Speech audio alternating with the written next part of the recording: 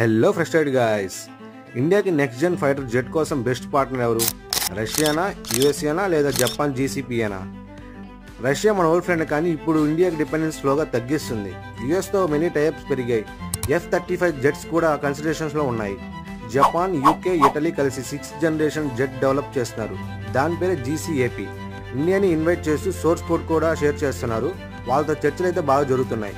But జపాన్కి ఉన్న doubt ఏంటంటే, India దగ్గర ఆల్రెడీ S-400 ఉంది కదా, దెన్ ఈ సోర్స్ కోడ్ వాళ్ళు ఎలా యాక్సెప్ట్ చేస్తారని. కానీ యుఎస్ స్ట్రాటజీ ఏంటంటే, వీళ్ళ దగ్గర US F-35Sతో పాటు ఇండస్ ఎక్స్ ఇనిషియేటివ్లో జాయింట్ R&D ఉంటుంది. F-47 అనే న్యూ 6th జనరేషన్ ఫైటర్ని జపాన్కి పిచ్ చేస్తున్నారు. కానీ చివరిగా చూస్తే రష్యా ట్రస్టెడే కానీ అవుట్డేటెడ్ అనమాట.